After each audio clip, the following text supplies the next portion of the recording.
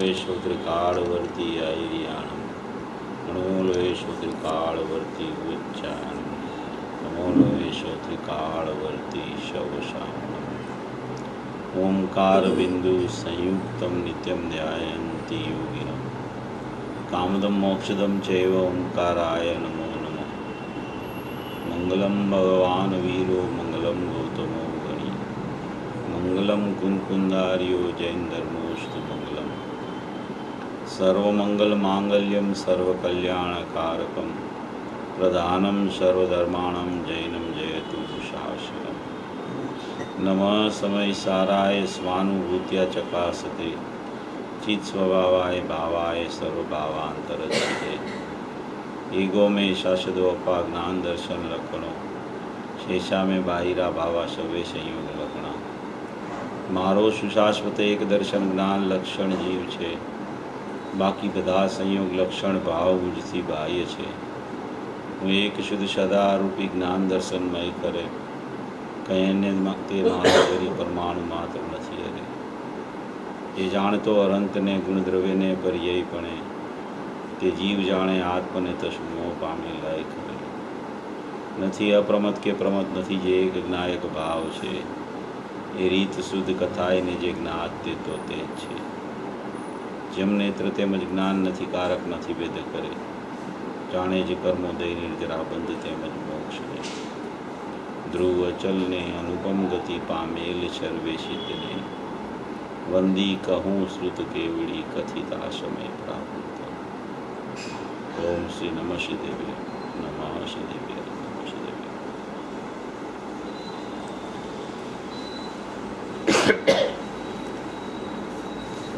नियमसारजी शास्त्र पर पूज्य गुरुदेव श्रीना प्रवचनो मंदिर में चाली रह्या छे तेमां जीव अधिकार उपरना प्रवचनो चाले छे।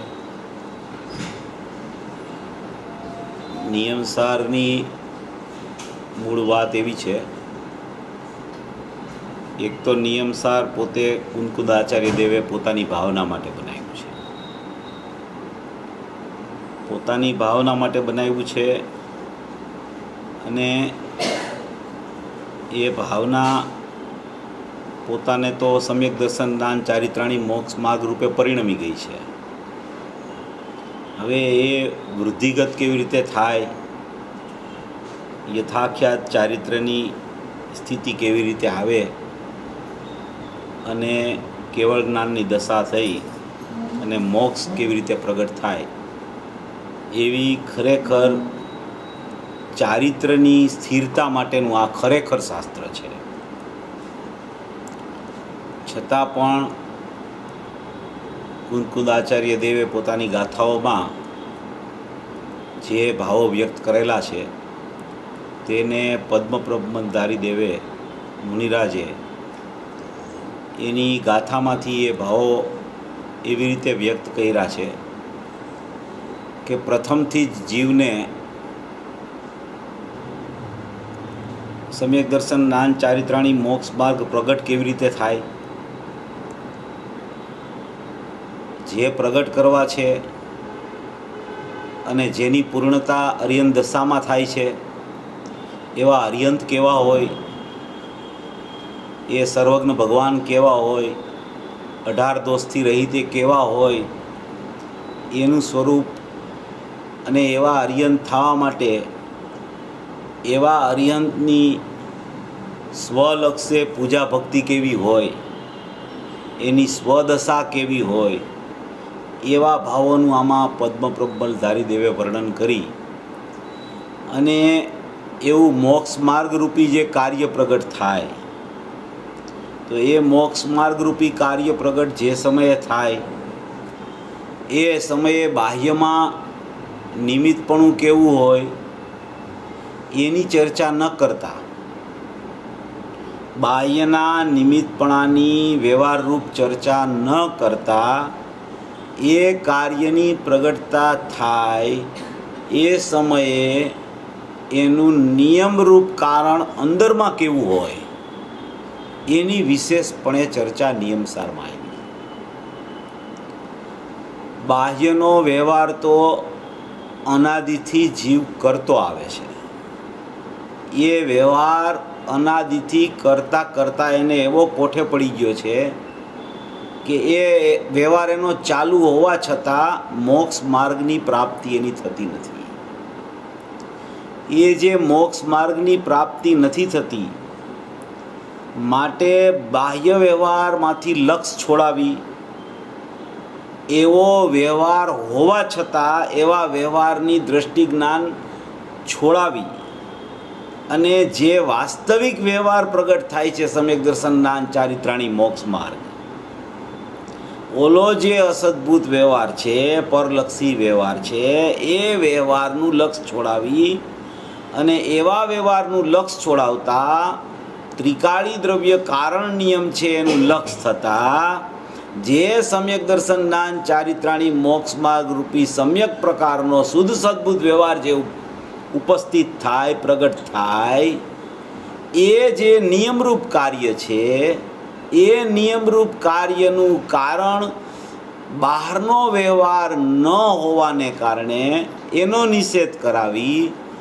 અંદરનું નિયમરૂપ કારણ બતાવી અને એવા કારણના અર્થે એવા કારણનો આદર કરતા, એનું લક્ષ કરતા, એમાં લીન થતા, એને શ્રદ્ધાનું શ્રદ્ધેય બનાવતા, જ્ઞાનનું જ્ઞેય બનાવતા, ધ્યાનનું ધ્યેય બનાવતા જે મોક્ષ માર્ગ રૂપી કાર્ય પ્રગટ થાય, સમ્યક દર્શન જ્ઞાન ચારિત્રાણી મોક્ષ માર્ગ, એ જે બાહ્ય વ્યવહારના નિષેધપૂર્વક અંદરના કારણ નિયમના આદરપૂર્વક જે મોક્ષ માર્ગ રૂપી વ્યવહાર પ્રગટ થાય, એ વ્યવહાર કેવો હોય અને એ વ્યવહાર આગળ વધતા વધતા વધતા કેવળ જ્ઞાન રૂપી પર્યાયનો વ્યવહાર પણ કેવો પ્રગટ થાય, એવી ભાવના અર્થે આ આખું શાસ્ત્રની રચના કરવામાં આવી છે. એટલે આનું નામ આપણે કારણ કાર્ય નિયમ રાખ્યું છે. આ શાસ્ત્રનું, પુસ્તકના પ્રવચનનું નામ કારણ કાર્ય નિયમ, એટલે કે જે કારણની ભાવના કરે, જે કારણને ભાવે, જે કારણરૂપી પરમાત્મા, શુદ્ધ જીવાસ્તિકાય, નિજ પરમાત્મા દ્રવ્ય, એવા કેટલા વિશેષણોથી ત્રિકાળી દ્રવ્યને આમાં મુનિરાજ ઓળખાવાનો પ્રયત્ન કરે છે.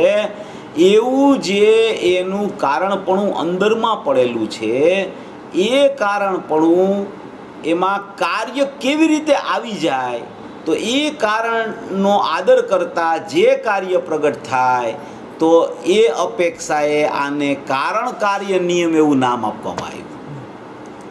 નિયમ સારનો અર્થ પૂજ્ય ગુરુદેવે આમાં કર્યો કે નિયમ એટલે કે મોક્ષ માર્ગ, નિયમ એટલે કે મોક્ષ માર્ગ, અને એનો સાર એટલે કે વ્યવહારથી રહિત, વ્યવહાર રત્નત્રયના પરિણામથી રહિત, એનું નામ સાર. અને નિયમ એટલે સમ્યક દર્શન જ્ઞાન ચારિત્રાણી મોક્ષ માર્ગ. તો એમાં અસ્થિ નાસ્તિ બતાવી અને અસ્થિ નાસ્તિ અને કાંતની સિદ્ધિ કરી. કે નિયમ એટલે શું? તો કે નિયમથી કરવા યોગ્ય કાર્ય શું? તો કે સમ્યક દર્શન જ્ઞાન ચારિત્રાણી મોક્ષ માર્ગ. તો કે એ સમ્યક દર્શન જ્ઞાન ચારિત્રાણી મોક્ષ માર્ગ નિયમ છે, તો એ નિયમની સાથે સાર શબ્દ કેમ લગાવ્યો? તો કે એ સાર એમાં એવું ગર્ભિત છે કે એ સાર કહેતા કોઈ પણ પ્રકારના વ્યવહાર, કોઈ પણ પ્રકારના બહિર્લક્ષી વ્યવહાર, શાસ્ત્ર સ્વાધ્યાયનો વિકલ્પ, જીનેન્દ્ર ભગવાનની ભક્તિનો રાગ, તીર્થંકર પરમાત્માના વંદનનો રાગ, એ બધો જે વ્યવહાર રૂપી રાગ છે, એ રાગથી રહિતપણું જે પ્રગટ થાય છે સમ્યક દર્શન જ્ઞાન ચારિત્રાણી મોક્ષ માર્ગમાં, એ સમ્યક દર્શન જ્ઞાન ચારિત્રાણી મોક્ષ માર્ગ એ અસ્થિથી નિયમ અને નાસ્તિથી આવા વ્યવહારનો ત્યાગ, એનું નામ સાર, એનું નામ નિયમ સાર કહેવામાં આવે છે. એટલે આ નિયમ સારમાં ખરેખર એકલું પોતાનું સમ્યકપણું કેવી રીતે પ્રગટ થાય અને એ સમ્યકપણું પ્રગટ થવા માટેનું વાસ્તવિક કારણ શું છે, નિયમરૂપ કારણ શું છે. કાર્ય નિયમ અને કારણ નિયમ એવા બે શબ્દ આમાં ત્રીજી ગાથામાં મૂક્યા આચાર્ય ભગવાને. બે શબ્દ, કારણ નિયમ ને કાર્ય નિયમ. એ આખા શાસ્ત્રમાં કારણ નિયમ ને કાર્ય નિયમની ચર્ચા આવશે. આખું શાસ્ત્ર પૂરું થશે ત્યાં સુધીમાં કારણ નિયમ ને કાર્ય નિયમની ચર્ચા આવ્યા કરશે. 12 અધિકાર છે આ શાસ્ત્રમાં. એ 12 અધિકારમાં નિશ્ચયની વાત કરતા જશે, વ્યવહારનો નિષેધ કરાવતા જશે અને નિયમસારની પ્રગટતા વર્ણવતા જશે. અને એમાં કારણ નિયમના અર્થે, કારણ નિયમના લક્ષ્ય, કારણ પરમાત્માના આદરથી જે કાર્ય પ્રગટ થાય એવું કાર્ય સમ્યક દર્શન નામ ચારિત્રાણી મોક્ષ માર્ગ અને એનું નિયમરૂપ કારણ એવું જે ત્રિકાળી દ્રવ્ય શુદ્ધ અંત તત્વ એમાં જે કારણપણું પડેલું છે એવા કારણ નિયમની અને આ કાર્ય નિયમની ચર્ચા કરી અને એમાં ને એમાં અંદરમાં કારણ નિયમ જે છે એ કારણ નિયમ અંદરના આખા ત્રિકાળી ધ્રુવ સ્વભાવમાં બતાવી અને એમાં પણ એ કારણ નિયમ અને આખો ત્રિકાળ દ્રવ્ય શુદ્ધ પરમાત્મા એમાં પણ ધ્રુવ સામાન્ય અને ધ્રુવ વિશેષને ઉતારી અને આખો એક દ્રષ્ટિનો વિષય સિદ્ધ કરશે. એવું હવે હમણાં 10મી ગાથા આવશે ને, અત્યારે 9મી ગાથા ચાલે છે. એમાં કારણ પરમાત્મા અને કાર્ય પરમાત્માની વાત આવી. હવે 10મી 11મી ગાથાથી ચાલુ થશે બધું. આ ધ્રુવનું ધ્રુવ સામાન્ય અને ધ્રુવનું ધ્રુવ વિશેષ એ બધું હવે ચાલુ થશે. અત્યાર સુધી જે ચર્ચા આવી છે એ બધી કારણ કાર્યના રૂપે ચર્ચા આવી. શું કારણ નિયમ કોને કહેવાય, કાર્ય નિયમ કોને કહેવાય, કારણ શુદ્ધ જીવ કોને કહેવાય અને કાર્ય શુદ્ધ જીવ કોને કહેવાય. હવે એમાં પણ શુદ્ધ જ્ઞાન ચેતના પરિણામ કોને કહેવાય એ ત્રીજી ગાથામાં આવ્યું. તો શુદ્ધ જ્ઞાન ચેતના પરિણામ એ ધ્રુવ છે, એ દ્રવ્ય દ્રષ્ટિનો વિષય છે, દ્રવ્યાર્થિક નહીંનો વિષય છે. તો એને લક્ષમાં લેતા તેમાં પરિણામ શબ્દ આવ્યો. શુદ્ધ જ્ઞાન ચેતના પરિણામ. એ પરિણામ કહેતા ઉત્પાદ વ્યયની ચર્ચા નથી, પરિણામ કહેતા પારિણામિક ભાવ. પરિણામે ભવ પારિણામિક એમ પરિણામ કહેતા પારિણામિક ભાવ.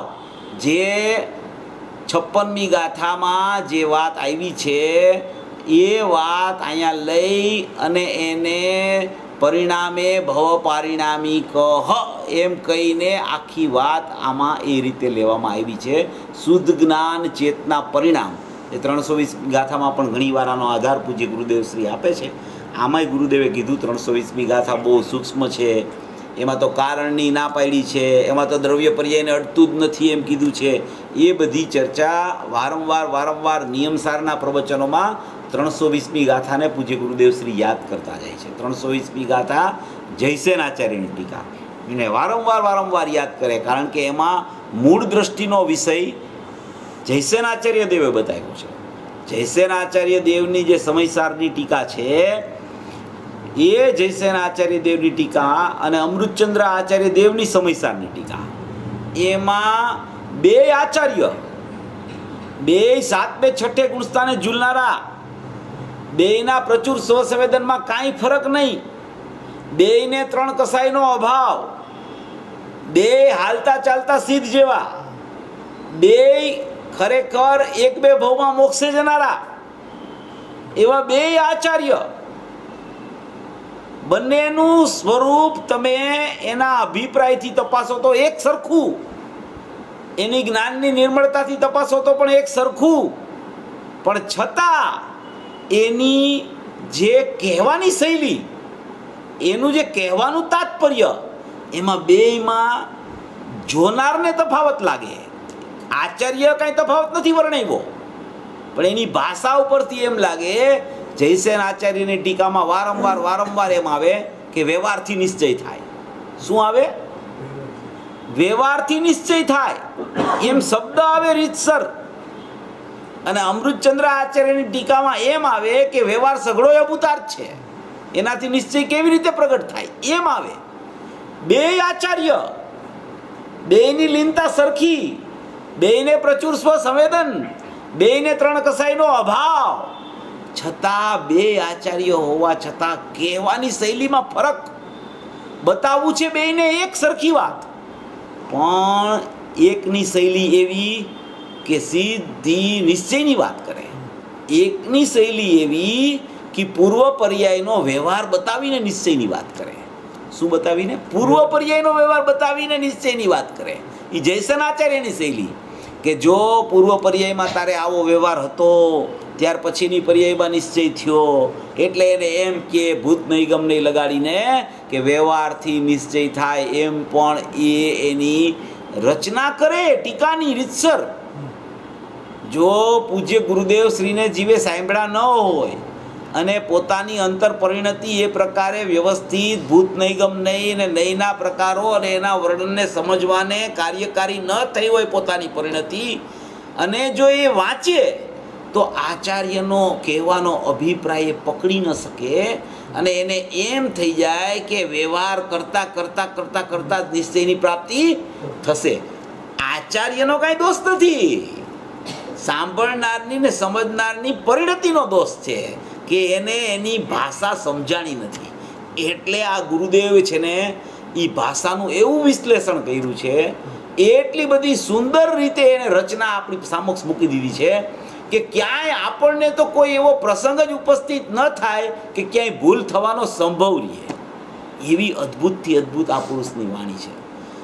ક્યાંય પણ વ્યવહારની ચર્ચા, વ્યવહારથી નિશ્ચય થાય એમ વાક્ય પણ આવે પૂજ્ય ગુરુદેવ શ્રીના વાંચવામાં તો અચૂક ખુલાસો એમ કરે કે જો અહીંયા છે ને વ્યવહાર એટલા માટે દર્શાવ્યો છે કે નિશ્ચય જ્યારે પ્રગટ થયો ને ત્યારે પૂર્વ પર્યાયમાં આવો વ્યવહાર હતો, એટલા માટે એ વ્યવહાર બતાવી અને નિશ્ચયની સિદ્ધિ કરી છે. પણ વ્યવહારના અભાવપૂર્વક નિશ્ચય પ્રગટ થાય છે. અભાવમાંથી ભાવ નથી આવતો, ભાવવાનમાંથી ભાવ આવે છે. એટલે ભાવવાન છે એ આદરવા લાયક છે, અભાવ છે એ વ્યય છે, એ વ્યયથી ઉત્પાદ પ્રગટ નથી થતો. એમ કરી અને પૂર્વ પર્યાયમાં વ્યવહાર જે બતાવ્યો છે એનું જ્ઞાન કરાવી અને નિશ્ચય સ્વાધીન સ્વતંત્ર છે, એ નિરપેક્ષ છે, એ નિરપેક્ષ મોક્ષ માર્ગ છે, એ પરમ નિરપેક્ષ મોક્ષ માર્ગ છે એમ બતાવી અને વ્યવહારનું જ્ઞાન કરાવી દે. આવી આ પૂજ્ય ગુરુદેવ શ્રીની અલૌકિક શૈલી છે કે ક્યાંય જીવની ભૂલ થવાનો સંભવ ઉપસ્થિત જ ન થાય.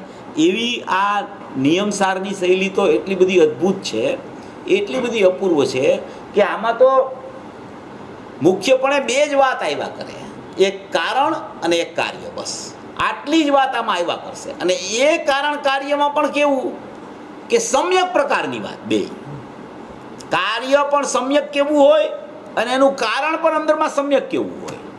બહારના કાર્ય કે મિથ્યા દર્શન જ્ઞાન ચારિત્રાણી એ કાર્યો જે અજ્ઞાન રૂપ છે એની ચર્ચા તો આ શાસ્ત્રમાં ક્યાંય આવી જ નથી. તમને ક્યાંય અજ્ઞાન શબ્દ ખરેખર જોવા નહીં મળે આમાં, કારણ કે આમાં સમ્યક જ્ઞાનની ચર્ચા છે, સમ્યક દર્શનની ચર્ચા છે, સમ્યક ચારિત્રની ચર્ચા છે. આમાં ક્યાંય બહિર્લક્ષી વ્યવહારની વાત જ આવશે તો પણ નિષેધ અર્થે આવશે, બાકી એ વાતને સિદ્ધ કરવા માટે એ વાત નહીં આવે. અહીંયા જે વાત આવશે એ બધી સમ્યક પ્રકારની જ વાત આવશે. એટલે આમાં સમ્યક પ્રકારનું કારણ પણ કેવું હોય અને સમ્યક પ્રકારનું કાર્ય પ્રગટ કેવું થાય એની ચર્ચા મુખ્યપણે આમાં આવી છે. ચોથા કળશમાં મુનિરાજ પોતે એમ કહે છે કે અમે આ જે રચના કરીએ છીએ એ ભવિ જીવોના મોક્ષ અર્થે, કેના અર્થે?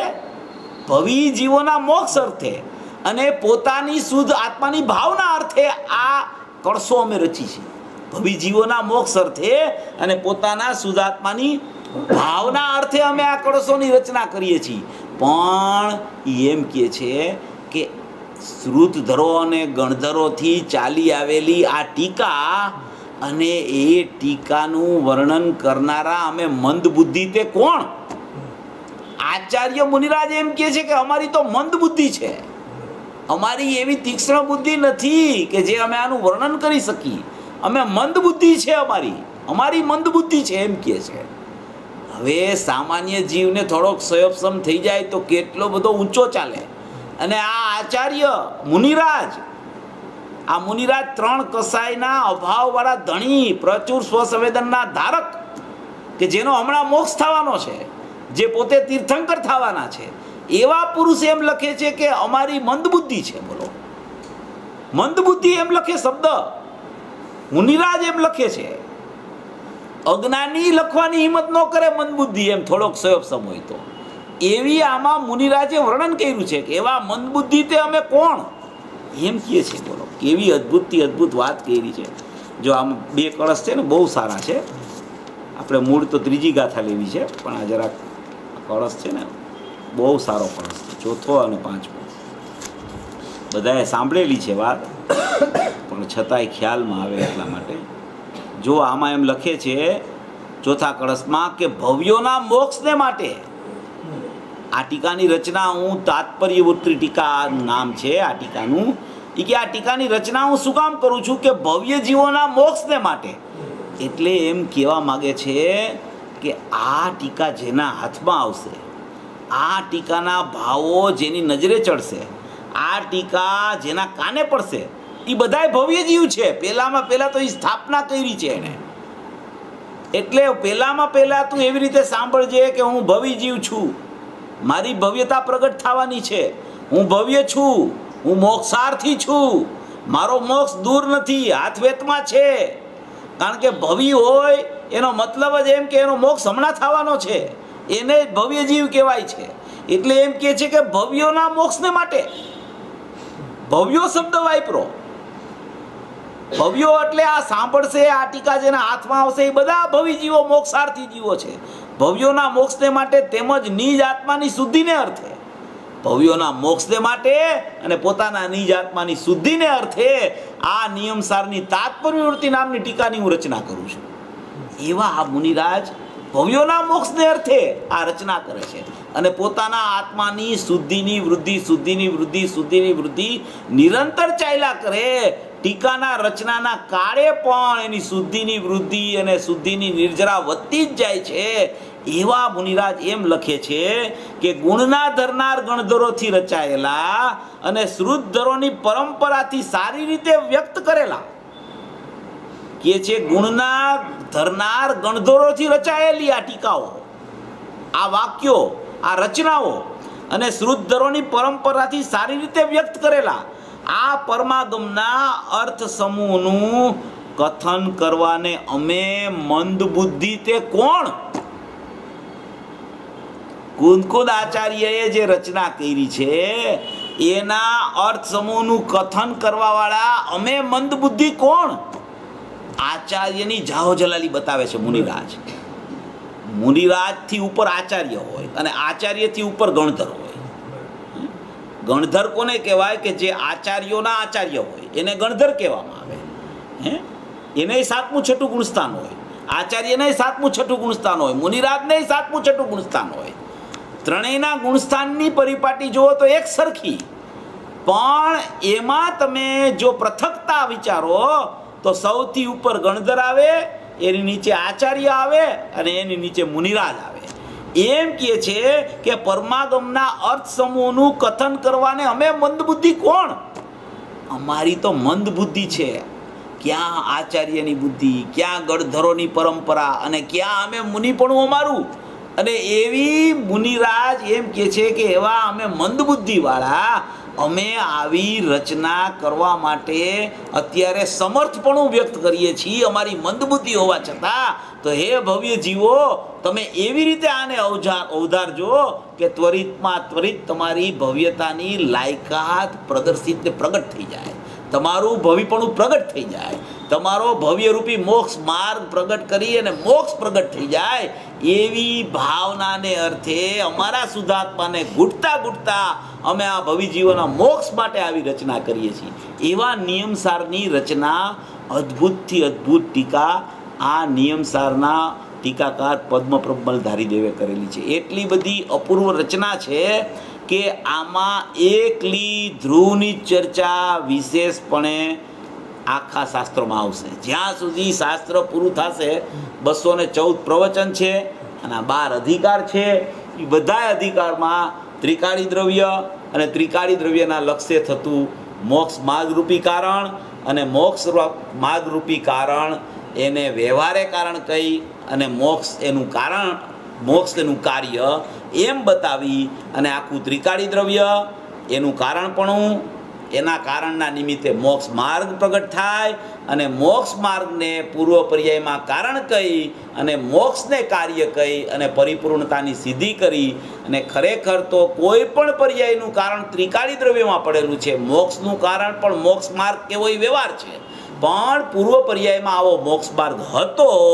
મોક્ષ માર્ગ વગર કોઈ જીવનો મોક્ષ ન થાય એ અપેક્ષા બતાવવા માટે મોક્ષ માર્ગને વ્યવહાર રૂપ કારણ કહી અને મોક્ષને કાર્ય કહેવાનો એક પ્રચલિત વ્યવહાર છે. આવી વાત આમાં પ્રદર્શિત કરી અને એકલું કારણ શુદ્ધ જીવ તત્વ અને કાર્ય શુદ્ધ જીવ તત્વ એની જ આમાં ચર્ચાઓ આખા નિયમસારમાં આવેલી છે. ભાવના કરવી તો કોની કરવી? તો કે ત્રિકાળી દ્રવ્યની. તો કે ત્રિકાળી દ્રવ્યની ભાવનામાં કેવી રીતે ભાવના કરવી? તો કે એમાં તારા મોક્ષ માર્ગનું કારણ પડેલું છે, એવી રીતે કારણ પરમાત્મા રૂપે એની ભાવના કરવી. શુદ્ધ જીવાસ્તી કાયનું અસંખ્ય પ્રદેશપણું છે એ પ્રમાણે એની ભાવના કરવી. નીચ પરમાત્મા દ્રવ્ય જેવું છે તેવું રહેલું છે એવી એની ભાવના કરવી. એમ બતાવી અને આમાં કારણ કાર્યની સંધિ બતાવી છે. સંધિ, કારણ હોય ત્યાં કાર્ય હોય જ સમ્યક. જ્યાં તમને ખબર પડે કે મારું શુદ્ધ કારણ મારા ત્રિકાળી દ્રવ્યોમાં મોજૂદ છે એવો ખ્યાલ આવે તો કાર્યની શુદ્ધતા થાય જ. કાર્ય અશુદ્ધ કોઈ દિવસ પ્રગટે જ નહીં એમાંથી. એવી આ અદ્ભુતથી અદ્ભુત રચના છે. આમાં ત્રીજી ગાથા આપણે જરા લેવી છે. ત્રીજી ગાથાનો વિષય બહુ સારો અને ઘણો સુંદર છે. ત્રીજી ગાથામાં જે સ્પષ્ટીકરણ ખૂબ સરસ આવ્યું છે, ગાથા ખૂબ અપૂર્વ છે. ત્રીજી ગાથામાં છે ને કારણ અને કાર્યની આખી સંધિ બતાવી છે. કારણ કાર્યની સંધિમાં એમ કહેવા માગે છે કે જે નિયમથી કર્તવ્ય એવા રત્નત્રય તે નિયમ છે, વિપરીતના પરિહાર અર્થે સારપદ યોજેલ છે. નિયમ એટલે નિશ્ચયથી જે કરવા યોગ્ય તે અર્થાત જ્ઞાન દર્શન ચારિત્ર. વિપરીતના પરિહાર અર્થે જ્ઞાન દર્શન ચારિત્રથી વિરુદ્ધ ભાવોના ત્યાગ માટે ખરેખર સાર એવું વચન કહ્યું છે. એટલે કે નિયમ એટલે કે સમ્યક દર્શન જ્ઞાન ચારિત્રાણી મોક્ષ માર્ગ પ્રગટ કરવા યોગ્ય છે એને નિયમ કહેવામાં આવે. અને વિપરીતનો પરિહાર એટલે કે જ્ઞાન દર્શન ચારિત્ર સમ્યક થયા એનાથી વિરુદ્ધ જેટલું પરિણમન છે એનો નિષેધ કરી અને ત્રિકાળી દ્રવ્યની ભાવના ભાવતા સમ્યક દર્શન જ્ઞાન ચારિત્રાણી મોક્ષ માર્ગ પ્રગટ થાય છે. એ આપણે વાત થઈ ગઈ. હવે આમાં જે ટીકા છે એમાં બે પ્રકારની વાત વર્ણવવામાં આવી છે. બે પ્રકારની વાત, એક કારણરૂપી વાત છે, એક કાર્યરૂપી વાત છે. કારણરૂપી વાત કેવી છે અને કાર્યરૂપી વાત કેવી છે? કારણમાં શું લીધું છે અને કાર્યમાં જ્ઞાન દર્શન ચારિત્ર કેવી રીતે લીધા છે એનો આખો વિસ્તાર આમાં ત્રીજી ગાથામાં અદ્ભુતથી અદ્ભુત રીતે કરવામાં આવ્યો છે. આ એક ગાથા છે ને, આખી ગાથા ત્રીજી ગાથા, એ ત્રીજી ગાથાના ફળ રૂપે નિયમ સાર આવશે. ત્રીજી ગાથાના ફળ રૂપે બધું નિયમ સાર આવે છે. પછી 15મી ગાથાની કારણ શુદ્ધ પર્યાય લઈ લ્યો કે શુદ્ધ ઉપયોગ અધિકાર છેલ્લો 12મો આવે છે એ લઈ લ્યો, પરમ ભક્તિ અધિકાર, નિશ્ચય રત્નત્વ અધિકાર, પરમ સમાધિ અધિકાર, કે જેટલા પરમાત્મ પ્રતિક્રમણ અધિકાર, જેટલા અધિકારો આવે છે એમાં કારણ કાર્ય કેવું છે એ બતાવ્યું છે બધામાં. તો એ બતાવવાની શરૂઆત છે ને આચાર્ય ભગવાન અહીંથી ત્રીજી ગાથાથી કરી દીધી છે. એ ત્રીજી ગાથામાં મૂળિયું પડ્યું છે, ત્યાંથી આખું નિયમસાર છે ને એની શરૂઆત ત્યાં ત્રીજી ગાથાથી થાય છે. એટલે આ ત્રીજી ગાથા હું વાંચું છું. અહીં આ ગાથામાં નિયમ શબ્દને સાર શબ્દ કેમ લગાડ્યો તેના પ્રતિપાદન દ્વારા સ્વભાવ રત્નત્રયનું સ્વરૂપ કીધું છે. હવે મૂળ વિષય છે જે સહજ પરમ પારિણામિક ભાવે સ્થિત, સહજ પરમ પારિણામિક ભાવે સ્થિત, સહજ એટલે નિરપેક્ષ, પરમ પારિણામિક ભાવ એટલે નિરપેક્ષ, પણ એ પરમ પારિણામિક ભાવ એ ત્રિકાળી દ્રવ્યનો ભાવ છે.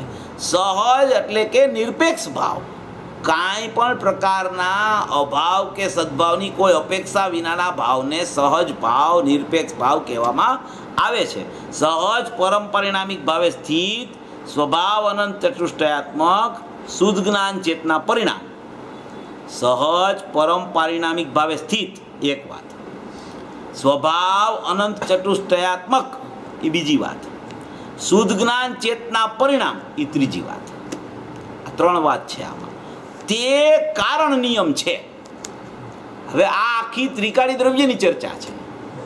પહેલામાં કીધું સૌથી પહેલી વાત, સહજ પરમ પારિણામિક ભાવે સ્થિત, એટલે કે જે સહજ પોતાના પરમ પારિણામિક ભાવ લક્ષણે સ્થિત, અવસ્થિત, ચોક્કસપણે બિરાજમાન, પોતે પોતામાં સ્થિત એવો ભેદ નહીં, પણ પોતે જ એવો જે સહજ પરમ પારિણામિક ભાવે સ્થિત, એટલે કે પોતાના સ્વભાવે સ્થિત, પોતાના નિરપેક્ષ સ્વરૂપે સ્થિત એટલે અવસ્થિત એટલે વિદ્યમાન એટલે કે પોતાનું અસ્તિત્વ એટલે એની હયાતી એટલે એને મોજૂદગી, એવો જે સહજ પરમ પારિણામિક ભાવે સ્થિત, એ આખું ત્રિકાળી દ્રવ્ય, એ પોતાની અભેદ અખંડ સત્તા, અભેદ અખંડ અપરિણામી ધ્રુવ નિત્ય શાશ્વત એકરૂપ એવા કોઈ વિશેષણો ન લગાવતા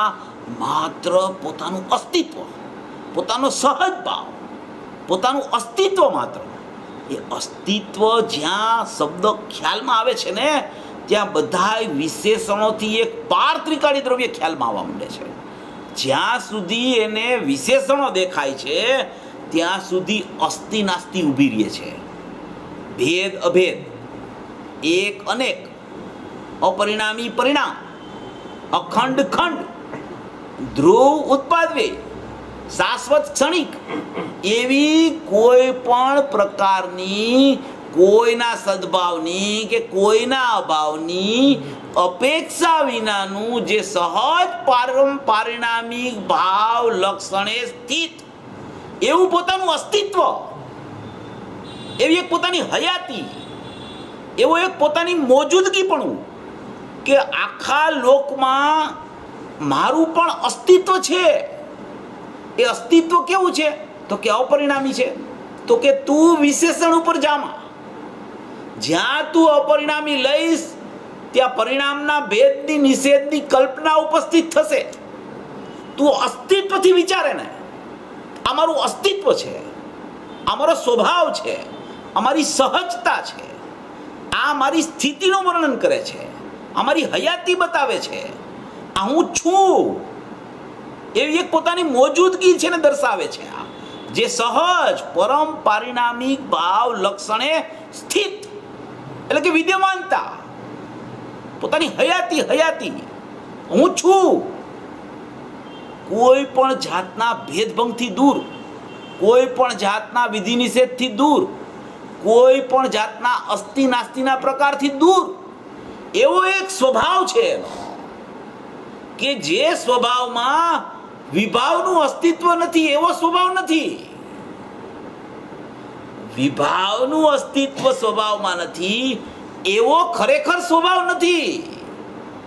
એવી નાસ્તિ પૂર્વક અસ્થિની જે વાત કરવામાં આવે છે એવો ખરેખર સ્વભાવ નથી. સ્વભાવ તો પોતે પોતાથી પોતામાં હયાતી ધરાવે છે, પોતાનું અસ્તિત્વ ધરાવે છે, પોતાની મોજૂદગી ધરાવે છે. એને કહેવાય પોતાનો સ્વભાવ, પોતાનું નિરુપાધિકપણું, પોતાનું સ્વાભાવિકપણું, પોતાનું અંતરલક્ષપણું, એ પોતે જ એક સ્વભાવ છે. એ સ્વભાવને કહે છે જે સહજ પરમ પારિણામિક ભાવ લક્ષણે સ્થિત, પોતે પોતામાં સ્થિત, એ સહજતા એની, એનું અસ્તિત્વ, એની ત્રિકાળતા, એવો એનો સ્વભાવ છે આખો અખંડપણે અંદર રહેલો. એ કહેવાય અખંડપણે, અભેદપણે, અપરિણામીપણે, નિત્યપણે, એકપણે, શુદ્ધપણે. પણ જ્યાં તમે અસ્તિત્વ ઉપર જાઓ, તમારી હયાતી ઉપર તમે જાઓ, તમારી મોજૂદગી જ્યાં તમને ખ્યાલમાં આવવા માંડે, ત્યાં બધા વિશેષણો છે ને એનાથી પાર થઈ જાય છે આત્મા. જ્યાં સુધી વિશેષણ ખ્યાલમાં રહે છે ત્યાં સુધી અસ્તિત્વ પકડાતું નથી ખરેખર. એમ થાય કે વિશેષણ છે એમાં અસ્તિત્વમાં ફરક છે, તો કે ના, એમ ફરકની વાત નથી. પણ તમે જ્યાં વિશેષણથી જોવો છો આત્માને, ત્યાં જ તમારું અસ્તિત્વ દબાઈ જાય છે. ત્યાં નિષેધના વિકલ્પની ગંધ પણ અમુક અપેક્ષાએ રહી જાય છે, યા તો અસ્થિના વિકલ્પની ગંધ રહી જાય છે, અને વિકલ્પથી પાર જે વિશેષણ છે એમાં આવીને ઊભો રહે છે તો પણ અસ્તિત્વ દબાઈ જાય છે. એનું અસ્તિત્વ છે એ અસ્તિત્વ કેવું છે?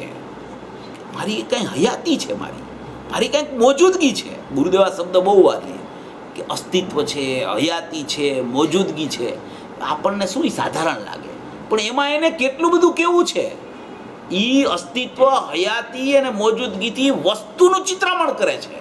એ વસ્તુને વસ્તુથી જો, તું વસ્તુને કોઈ વિકલ્પથી કે વિધિનિષેધથી કે વિશેષણથી જોમાં, એના અસ્તિત્વથી જો એને તું, એમાં કહેવા માંગે છે કે જે સહજ પરમ પારિણામિક ભાવ લક્ષણે સ્થિત, એ પોતાનું અસ્તિત્વ છે, પોતાની હયાતી દર્શાવે છે, પોતાની મોજૂદગી દર્શાવે છે. બેનશ્રીએ કીધું ને, બેનશ્રીના બોલમાં આવે ઘણી જગ્યાએ, તું તારા અસ્તિત્વનું ગ્રહણ કરી લે. શું કહે? અસ્તિત્વનું ગ્રહણ કર તું. તો એ અસ્તિત્વ શું છે? તો કે અસ્તિત્વ અપરિણામી છે. તો કે તું વિશેષણથી તો પાર જ ચાલ્યો જા. પેલા ઈ તો તને નિષેધથી છોડાવવા માટે તને વિશેષણથી બતાવવામાં આવ્યું હતું, પણ તું ત્યાં ચોટમાં અસ્તિત્વમાં જા તું, કે મારું કંઈક અસ્તિત્વ છે, મારી કંઈક હયાતી છે, મારી કંઈક મોજૂદગી છે. એવું અસ્તિત્વ છે, એને એમ કહે છે કે જે સહજ પરમ પારિણામિક ભાવ લક્ષણે સ્થિત, એવું એક પોતાનું અસ્તિત્વ છે. જગતમાં છ દ્રવ્ય સ્વરૂપ લોકમાં એનું એક અસ્તિત્વ રહેલું છે, જે સહજ પરમ પારિણામિક ભાવે સ્થિત. પછી કે સ્વભાવ અનંત ચતુષ્ટયાત્મક. હવે આ સ્વભાવ અનંત ચતુષ્ટયાત્મક છે ને, એ બધે આવશે. આ જ્ઞાન, દર્શન, આનંદ અને વીર્ય, એ બધી જગ્યાએ આવશે. જ્ઞાન, દર્શન, સુખ ને વીર્ય કયો, જ્ઞાન, દર્શન, આનંદ ને વીર્ય કયો, જે કયો એ ચારેય ભાવ બધી જગ્યાએ આવશે. એ ચારેય ભાવ અનંત ચતુષ્ટય જે પ્રગટ થાય છે એની ચર્ચા સ્વભાવ અનંત ચતુષ્ટયાત્મક, એનો અંશ જે છે એ સમ્યક દર્શનમાં પ્રગટ થાય, અને એ અંશનું કારણ અંદરમાં સ્વભાવ અનંત ચતુષ્ટયાત્મક પડેલો છે. એ એનું કારણપણું છે અંદરમાં, જે સહજ પરમ પારિણામિક ભાવે સ્થિત, સ્વભાવ અનંત ચતુષ્ટયાત્મક, શુદ્ધ જ્ઞાન ચેતના પરિણામ. આ શુદ્ધ જ્ઞાન ચેતના પરિણામ એટલે આ અનંત ચતુષ્ટયાત્મક સ્વભાવ છે. એ ચારેયનું એકપણું, એ ચારેયનું એકપણું, એનું નામ શુદ્ધ જ્ઞાન ચેતના પરિણામ છે. એ શુદ્ધ જ્ઞાન ચેતના પરિણામ છે. એ એકરૂપપણું ચારેયનું દર્શાવી અને એ કારણપણું એમાં દર્શાવ્યું છે. એ કોઈ પણ કાર્ય પ્રગટ થાય સમ્યક દર્શન, જ્ઞાન, ચારિત્રાણી, મોક્ષ માર્ગ રૂપે, તો એનું કારણપણું શુદ્ધ જ્ઞાન ચેતના પરિણામ, એટલે કે સ્વભાવ અનંત ચતુષ્ટયાત્મક, એટલે કે જે સહજ પરમ પારિણામિક ભાવ લક્ષણે સ્થિત એવો એક પરમાત્મા તત્વ, એમાં અંદરમાં અનંત ચતુષ્ટયપણે શુદ્ધ જ્ઞાન ચેતના પરિણામ એ કારણપણું લઈને અંદરમાં સ્વભાવમાં અત્યારે કારણ નિયમ તરીકે બિરાજમાન છે દરેક જીવો માટે. કયા જીવો માટે?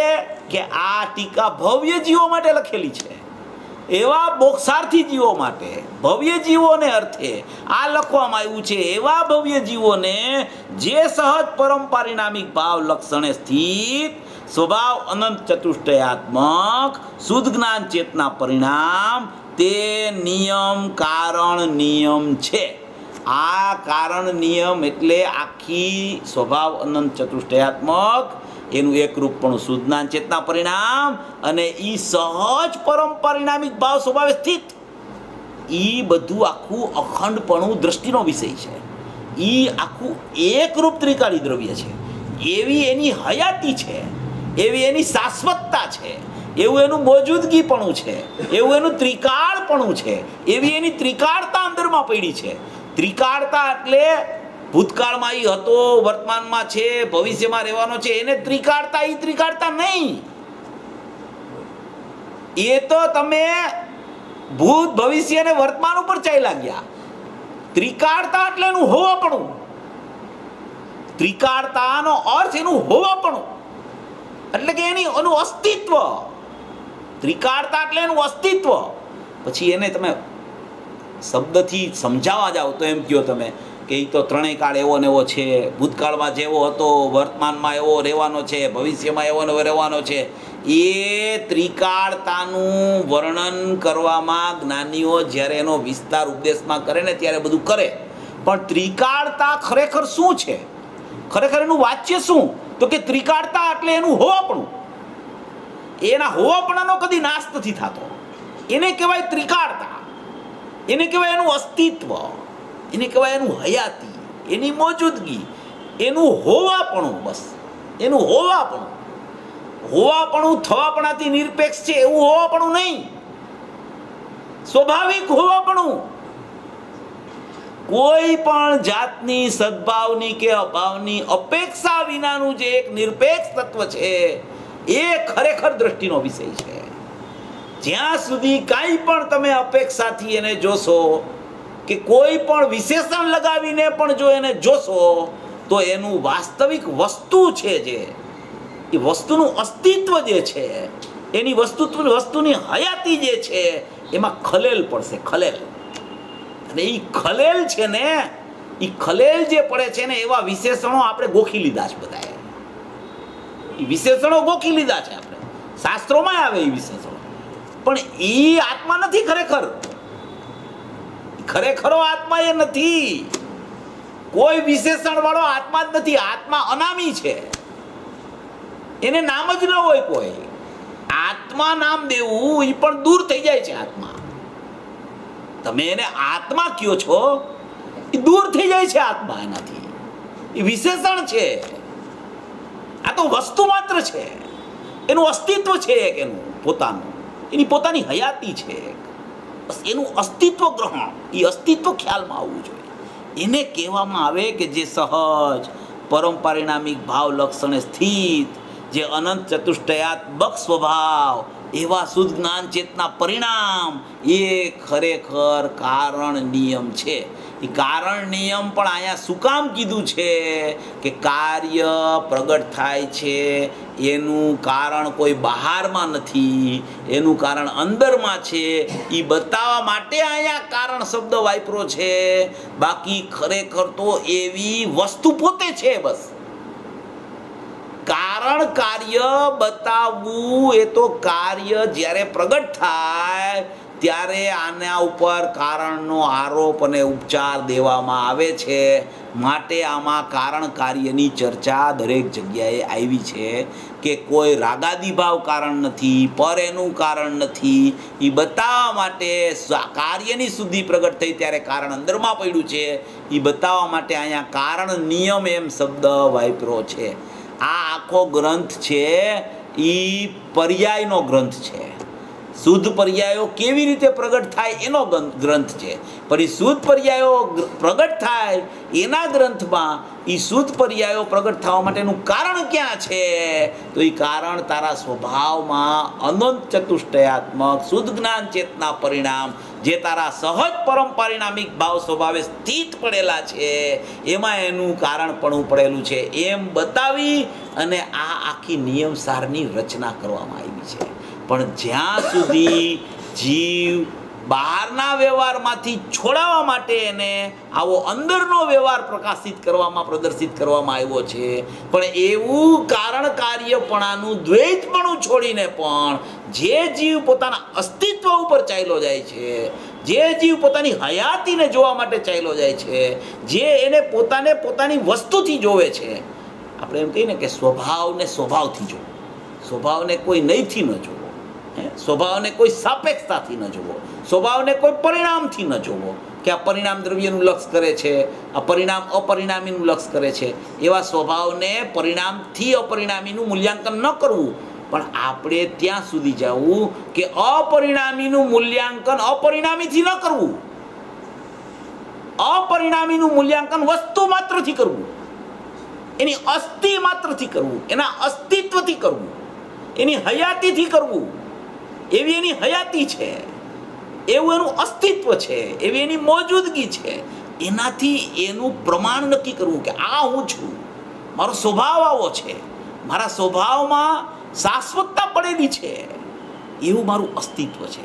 એમ એને નિર્ણયમાં લેવું એવા તત્વને, એવા તત્વને નિર્ણયમાં લેતા એને ખ્યાલમાં આવશે કે ઓહો હો અહીંયા તો માત્ર જ્ઞાન ને આનંદ સિવાય કાંઈ છે જ નહીં, બીજું કાંઈ આમાં રહેલું જ નથી, બીજું કાંઈ નથી અને આવું છે એવા વિકલ્પથી પાર બીજું કાંઈ નથી અને આવા વિશેષણથી ભરેલો આત્મા છે એવા વિશેષણથી પાર એક એનું પોતાનું અસ્તિત્વ છે. એવા અસ્તિત્વને અસ્તિત્વથી જ્યાં જોવે છે ત્યાં જ એને ખબર પડે છે કે ઓહો મારું અસ્તિત્વ તો કેટલું મોટું ને કેટલું વિશાળ છે કે આખા ખરેખર મારા અસ્તિત્વમાં હું જ પ્રસરેલો મને દેખાઉં છું, બીજું કાંઈ મને દેખાતું જ નથી. એવું મારું એક સભર અસ્તિત્વ, સભર મારી જ્ઞાનમયતા છે અંદરમાં, આનંદમયતા છે અંદરમાં, એવી એક મારી અસ્તિત્વની જાઓ જલાલી આમાં કારણ નિયમ રૂપે દર્શાવવામાં આવી છે કે એવી તારી વસ્તુ અંદરમાં છે, એવી તારી વસ્તુનો સ્વભાવ અંદરમાં રહેલો છે, એવી તારી વસ્તુને તું ઓળખીશ તો નિયમથી સમ્યક જ્ઞાન, સમ્યક દર્શન ને સમ્યક ચારિત્રની ઉત્પત્તિ થઈ જશે. એમ આમાં કહેવા માંગે છે. આવી વસ્તુને પહેલાં ઓળખતું, આવી વસ્તુ તારી રહી ગઈ છે, આવી વસ્તુમાં કાંઈ થયું નથી, આવા અસ્તિત્વમાં કોઈ પણ જાતની ખલેલ નથી અને એ અસ્તિત્વ એને કોઈ નામ જ નથી ને કોઈ વિશેષણ નથી. એને તમે જ્ઞાન ને દર્શન ને સુખ ને વીર્યથી ભરેલો તમે જે એને કહેવા માંગો છો એ બીજી જે વિપરીત વસ્તુ છે એના નિષેધ અર્થે આ વાત કરવામાં આવી છે. એટલે એનો મતલબ એવો નથી કે અંદર જ્ઞાન દર્શન નથી, છે જ્ઞાન દર્શન, આનંદ છે, ચારિત્ર છે, અનંત ગુણ છે, પણ તમે ઓલી નાસ્તિથી આવી રીતે આને વિચારો છો. એ નાસ્તિ ને અસ્થિના જે કાંઈ સ્વરૂપો છે એનાથી પાર એક અસ્તિત્વને જોવો તમે. મારું અસ્તિત્વ ત્રિકાળ છે, મારું હોવાપણું ત્રિકાળ છે, મારી મોજૂદગી એવી ને એવી રહી ગઈ છે, મારી હયાતી એવી ને એવી રહી ગઈ છે. બસ એમાં ક્યાંય કોઈ પણ જાતના વિધિ નિષેધના વિકલ્પોય નથી અને કોઈ વિશેષણ પણ નથી. એમ જોતા સ્વભાવની ગરિમા અંદરથી ખ્યાલમાં આવવા માંડે છે.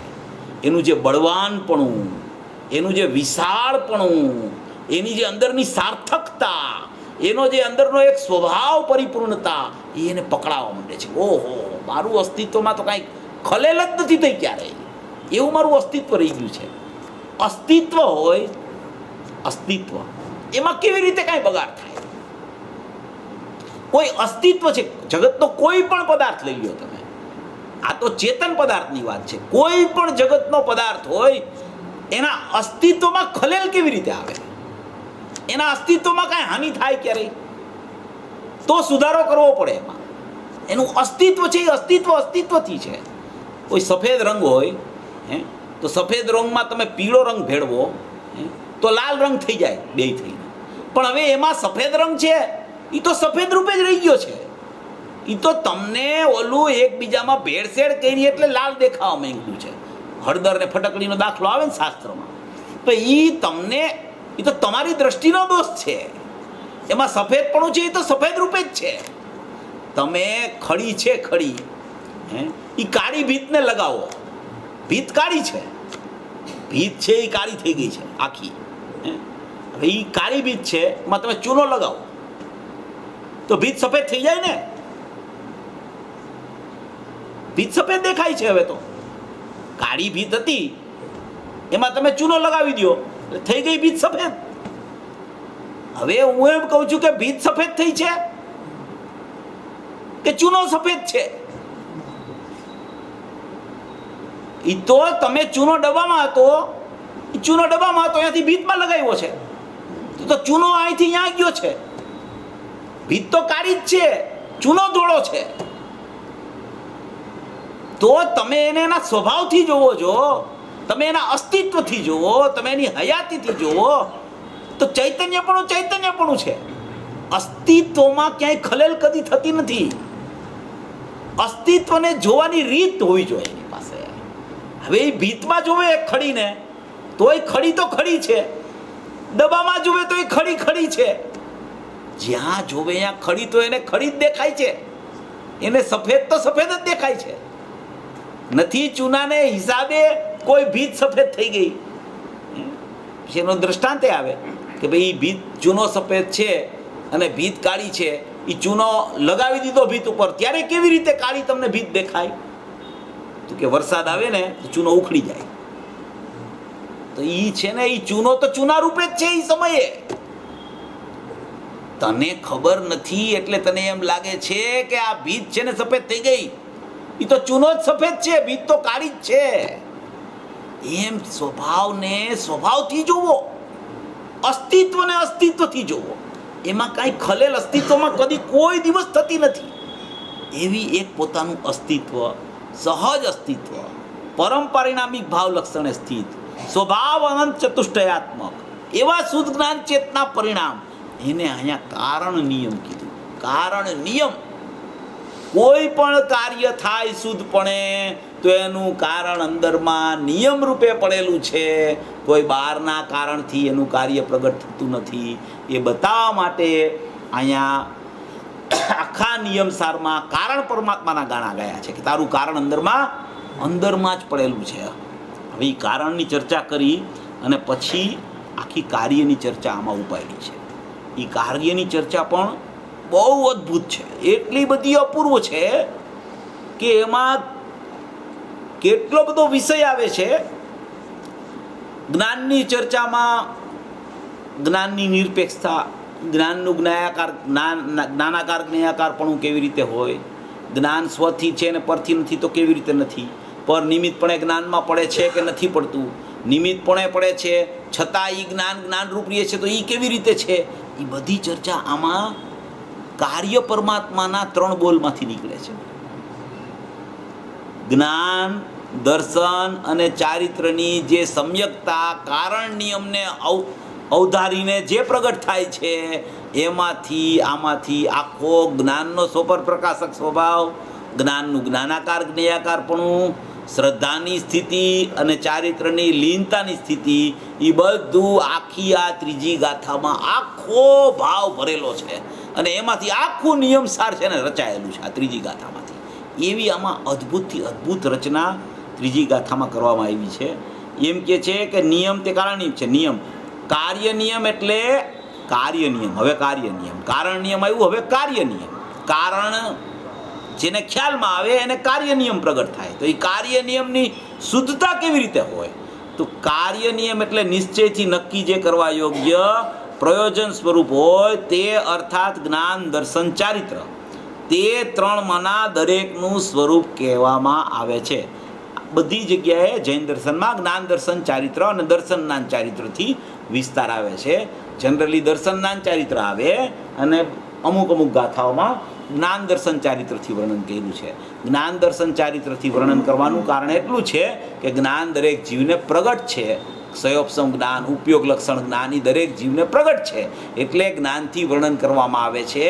જ્ઞાનમાં જ્યાં સુધી વાસ્તવિકપણે હિતાહિતનો વિવેક ન થાય, જ્ઞાનમાં જાણવું જે પ્રકારે વસ્તુઓ એવું ન થાય, ત્યાં સુધી શ્રદ્ધા કામ કરી શકતી નથી. માટે જ્ઞાન, દર્શન, ચારિત્ર પણ કહેવામાં આવે છે. અને દર્શન, જ્ઞાન, ચારિત્ર જે કહેવામાં આવે છે એ સમ્યક દર્શન પ્રથમ થાય છે, દર્શન પૂર્વક જ્ઞાન થાય છે. માટે સમ્યક દર્શન, સમ્યક જ્ઞાન અને સમ્યક ચારિત્ર પણ શાસ્ત્રોમાં કહેવામાં આવ્યું છે. આવી રીતે જ્ઞાન, દર્શન, ચારિત્ર અને સમ્યક દર્શન, સમ્યક જ્ઞાન, સમ્યક ચારિત્ર એવો વિસ્તાર આમાં કરવામાં આવ્યો છે. હવે આમાં એમ કહે છે કે નિયમ, કાર્ય નિયમ એટલે નિશ્ચયથી જે કરવા યોગ્ય પ્રયોજન સ્વરૂપ હોય તે, અર્થાત જ્ઞાન, દર્શન, ચારિત્ર, તે 3માંના દરેકનું સ્વરૂપ કહેવામાં આવે છે. હવે એમાં પહેલો બોલ છે. પહેલો બોલ આપણે વાંચી લઈએ, આપણો ટાઈમ થઈ જશે, ત્યાં થોડીક વાર છે. એ પહેલા બોલમાં ખૂબ રહસ્ય છે, ખૂબ અદ્ભુતતા છે એમાં. પહેલા બોલમાં ગુરુદેવે આમાં બહુ સ્પષ્ટીકરણ કર્યું છે એનું, પણ ખૂબ એની મહત્વતા અતિ ને અતિ છે. એટલો બધો પહેલો બોલ છે ને પ્રયોજનભૂત છે. આપણે ગુરુદેવ કહી ગયા હોય, આપણે સાંભળી ગયા હોય, પણ શું કરવું કે આવી ગાથા અને આવો પોઈન્ટ આવે ને એને વારંવાર ઘરે જઈને વાંચવો અને વાંચીને એનો વિચાર કરવો. ખાલી આપણે 1 કલાક સાંભળી લઈને એમાં ઘણી વાતો આપણા લક્ષમાંથી પણ ચાલી જતી હોય છે. જ્યારે તમે ઘરે આવીને એ ખોલો, એને ફરીથી તમે વાંચો ને તો તમારા જ્ઞાનમાંથી જ તમને નવો ન્યાય આવવા માંડે. એવી આ અદ્ભુત ટીકા છે આ નિયમસારની. એમાં અદ્ભુત ભાવો ભરેલા છે. વારંવાર એને વાંચવાથી અંદરથી જ છે ને આપણું જ્ઞાન છે ને એ એકદમ ખીલી નીકળે છે અંદરથી. એકદમ ખીલી નીકળે છે. જેમ આમાં આવે છે ને કે એમ કે કમળ હોય ને, કમળ, હે, તો એ કમળ હોય, એ કમળ 1008 પાંખડીવાળા કમળ આવે. કેટલા? 1008 પાંખડીવાળા. તો એ 1008 પાંખડીવાળું કમળ સાવ નાનું હોય. હવે ભમરો હોય, ભમરો એ ફૂલ ઉપર બેસવા આવે, કમળ ઉપર ફૂલ ઉપર બેસવા આવે, તો એ ભમરો એવો અંદર ભરાઈ જાય, અંદર કમળમાં એવો અંદર ભરાઈ જાય કે એ તમને કમળ જ દેખાય, ભમરો દેખાય જ નહીં. એમ આ જ્ઞાનની શક્તિ એવી છે કે આખું લોકાલોક એમાં સમાઈ જાય, છતાં લોકાલોક દેખાય નહીં, જ્ઞાન જ દેખાય. એવી આ જ્ઞાનની શક્તિ છે. એવા જ્ઞાનનું વર્ણન આમાં આવ્યું નિયમસારમાં. એવી આ અદ્ભુતતા દર્શાવે છે એની કે ઓલો કે ને કે એ કમળમાં એની પરાગ લેવા ભમરો જાય, એ પરમાગમની પરાગ એવી હોય, પરમાગમનું અમૃત એવું હોય કે જે અમૃત લેવાઈ જાય ત્યાં પોતે અંદર એવો ખોવાઈ જાય કે અમૃતમય થઈ જાય. એમ આ જ્ઞાનની વાત એવી છે કે એ જ્ઞાનમાં એવો પરોવાઈ જાય, એવો જ્ઞાનમાં પરોવાઈ જાય કે એને માત્ર અસ્તિત્વ સિવાય કાંઈ દેખાય નહીં. મારું અસ્તિત્વ જ્ઞાનમય, બસ બીજું કાંઈ દેખાય નહીં. એવી આ અદ્ભુત ચર્ચા છે. એટલે આને વારંવાર વાંચવા જેવું છે. આપણી પાસે સરસ પ્રવચનો છે ને, વારંવાર વાંચવાથી છે ને જ્ઞાનની ખીલવટ થાય છે. અનંત ગુણોની અનંત પર્યાયોનું પરિણમન અંદરથી નાચી ઉઠે છે. ઓહો હો, મારું અસ્તિત્વ આવું છે, મારો સ્વભાવ આવો છે, મારી અખંડતા આવી રહી ગઈ છે, મારી નિરપેક્ષતા આવી છે, મારી હયાતી આવી છે, મારી મોજૂદગી આવી છે, મારી પરિપૂર્ણતા આવી છે. એમ એને અંદરથી બહુ માન આવવા માંડે છે, અંદરના સ્વભાવ. એવી આ વાત છે. હવે એમાં કહે છે પર દ્રવ્યને અવલંબ્યા વિના, સૌથી પહેલામાં પહેલો બોલ છે જ્ઞાન, દર્શન ને ચારિત્રના 3 બોલ આપ્યા છે કાર્ય નિયમ તરીકે. કારણ નિયમના 3 બોલ આપણે લઈ લીધા. હે, કારણ નિયમના 3 બોલ આપણે લીધા. સહજ પરમ પારિણામિક ભાવ લક્ષણે સ્થિત, હે, સ્વભાવ અનંત ચતુષ્ટયાત્મક અને શુદ્ધ જ્ઞાન ચેતના પરિણામ, તે કારણ નિયમ છે. બરાબર? એ 3 તો વિભાગ પાડીને બતાવ્યા છે, તો અખંડ. હવે અહીંયા કાર્ય નિયમમાં 3 છે, એ તો જુદા જુદા છે, પણ એ જ્યારે પરિણમન કાર્ય નિયમ રૂપ થાય છે ત્યારે એ પણ અખંડ છે. પણ અહીંયા એનો જુદો જુદો વિસ્તાર કરવામાં આવ્યો છે. સૌથી પહેલામાં પહેલું પરદ્રવ્યને અવલંબા વિના. હવે આ છે ને જ્ઞાનનો બોલ છે. એટલે આમાં એમ કહે છે કે જ્ઞાન કદી પણ પરદ્રવ્યનું અવલંબન લેતું નથી. કદી પરદ્રવ્યનું અવલંબન જ્ઞાન ન લે અને કદી પોતાનું અવલંબન છોડે નહીં. એવી જ્ઞાનની એક સ્વભાવરૂપ સામર્થ્યતા અંદરમાં પડેલી છે. એ કદી જ્ઞાન પોતાનું અવલંબન છોડે નહીં અને પરનું અવલંબન કદી લે નહીં. એવો એક સ્વભાવ છે. એક 215 નંબરનો કળશ છે, તો 215 નંબરનો કળશ છે ને, કળશ ટીકામાં, તો એમાં આપણા ડૉક્ટર ચંદુભાઈ ખૂબ પ્રશ્નો કર્યા છે ગુરુદેવને. તો કાલ મને એક ફોન આવ્યો હતો, એ આખી ચર્ચા છે, પ્રશ્નોત્તરી છે આખી એમાં. તો એ એક વિદ્વાનનો ફોન હતો. એમાં એટલો બધો પ્રશ્ન છે ચંદુભાઈના કે જેવો ગુરુદેવ જવાબ બોલે એવો પ્રશ્ન, જેવો ગુરુદેવ જવાબ બોલે એવો પ્રશ્ન. હવે આ તો ગુરુદેવ તો મહાપુરુષ, અને એની જ્ઞાનની નિર્મળતાને તો કોઈ પહોંચી ન શકે. નહીતર સયોપસમવાળા જીવના એવા પ્રશ્ન હોય કે જ્ઞાનીને ખલેલ પહોંચી જાય. સમજ્યા તમે? મારી વાત સમજાય છે? એટલો બધો ક્ષયોપસમ વિશાળ હોય અમુક જીવોનો કે એવો ક્ષયોપસમથી પ્રશ્ન પૂછે. આ તો ગુરુદેવ જેવા પુરુષ જ્ઞાની એટલે તીર્થંકરનું દ્રવ્ય, એટલે એના જવાબે એવા સહજતાથી આપે કે સામેવાળો છે ને ગમે તેવા પ્રશ્ન પૂછે પણ એ તો જ્ઞાનમાં બેઠા બેઠા બોલતા હોય, એને તો કાંઈ એની અસર થાય નહીં. તો એમાં એવો પ્રશ્ન આવે કે જ્ઞાન સોપર પ્રકાશક છે કે નહીં, જ્ઞાનમાં સોપરનું જાણવું થાય છે કે નહીં? તો કે જ્ઞાન, તો કે હા થાય છે. તો કે જ્ઞાન પરની સન્મુખ થઈને જાણે છે કે નહીં? તો કે ના, ઉપયોગમાં જ છે, ઉપયોગ પરની સન્મુખ નથી થતો, એમ જવાબ આપે. તો કે પણ એનું મુખ તો બહાર છે કે નહીં? તો કે ના, મુખે બહાર નથી. તો કે મુખ બહાર નથી તો એ મુખ ક્યાં છે? તો કે મુખ અંદર છે. તો કે અંદર છે તો વિકલ્પ છે કે નિર્વિકલ્પ છે? તો કે વિકલ્પ છે તો એ મુખ બહાર નથી. ગુરુદેવ આમ જવાબ આપે. તો કે વિકલ્પ છે તો મુખ બહાર કેવી રીતે નથી? સમજાય છે? તો નિર્વિકલ્પ કહેવાય એમ. તો કે ના, એ વિકલ્પના સમયે બુક બહાર નથી, એ ઉપયોગમાં છે કે ઉપયોગ બહાર જતો જ નથી. હવે આ વાત એવી અપૂર્વ ને અદ્ભુત છે કે જ્યારે તમે જ્ઞાનને જ્ઞાયકથી અભેદ જોવો ત્યારે એ નિર્વિકલ્પ પરિણમનની સ્થિતિ છે, અને જ્યારે જ્ઞાનને જ્ઞાયકથી ભેદરૂપ જોવો તો એ જ્ઞાનમાં જ્ઞાન છે, બીજું કાંઈ નથી, બસ આટલો આત્મા છે. આની બહાર મુખ બહાર ગયું કે મુખ અંદર આવ્યું કે મુખમાં વિકલ્પ છે કે મુખ બહાર છે કે મુખ મુખમાં છે, એવું કાંઈ અહીંયા છે નહીં. જ્ઞાન છે એ જ્ઞાનમાં છે, એ ભેદરૂપ વાત છે, અને જ્ઞાન જ્ઞાયક રૂપ છે એ અભેદરૂપ વાત છે. બસ આટલો વિસ્તાર જૈન દર્શનમાં છે.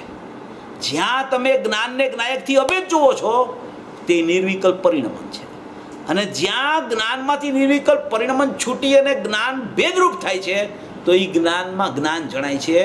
નથી વિકલ્પ જણાતો, નથી વિકલ્પની સન્મુખ જાતું જ્ઞાન, નથી એનું મુખ ત્યાં હોતું, નથી એનું મુખ પર સન્મુખ થતું, નથી એનું મુખ જ્ઞાનમાંથી જ્ઞાનનું મુખ છૂટતું.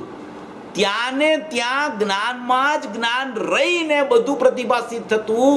જે કોઈ વસ્તુ સ્થિતિ છે એ જ્ઞાનમાં જ્ઞાનને જાણતા ખબર પડી જાય છે. એની બહાર જ્ઞાનની આડમાં કાંઈ છે જ નહીં, બહારમાં કાંઈ. એ જ્ઞાનમાં જ્ઞાન છે, અને અભેદથી જોવો તો જ્ઞાનમાં જ્ઞાયક છે. બસ આ જૈન દર્શન છે. આટલું.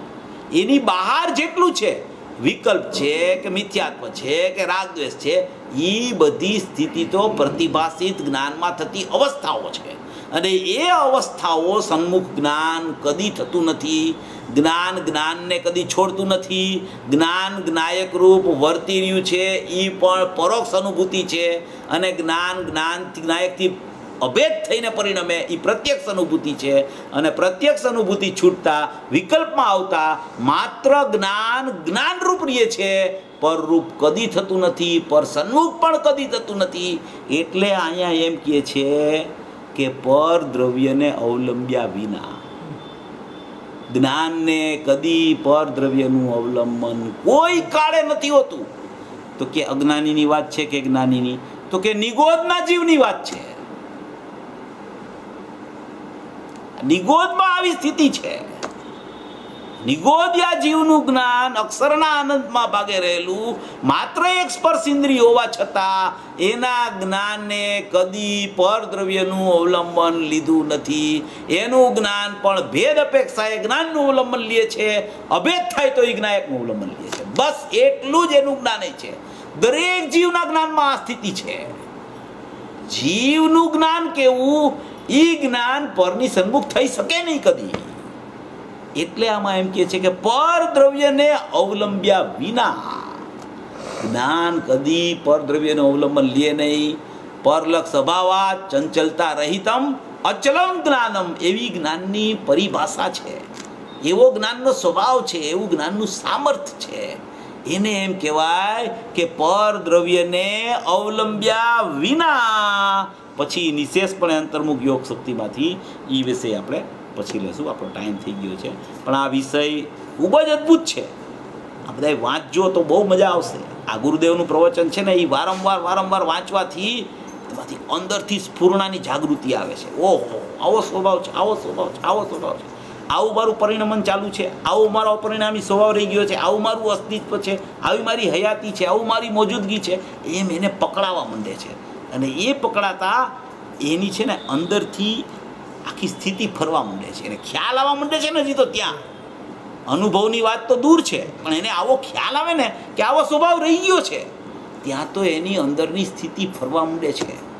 વિકલ્પો છે ને એકદમ મળદા જેવા થઈ જાય છે, અને એ હમણાં છે ને નાશ પામી જશે એવો એક પરિણમન ચાલુ થઈ જાય છે અંદરથી. એવી આ સ્થિતિ છે. એવું આ નિયમસાર અદ્ભુતથી અદ્ભુત શાસ્ત્ર છે. આપણે હમણાં ત્રીજી ગાથા જ લેશું. ત્રીજી ગાથા પછી આગળ પછી જે લેવું એ વિચાર કરશું. આવું સ્વરૂપ સમજી અને આવા સ્વભાવના કારણ નિયમને સમજી અને એવો કાર્ય નિયમ સર્વ મોક્ષ માર્ગી ભવિ જીવન પ્રગટ થાય એવી મંગલ ભાવના.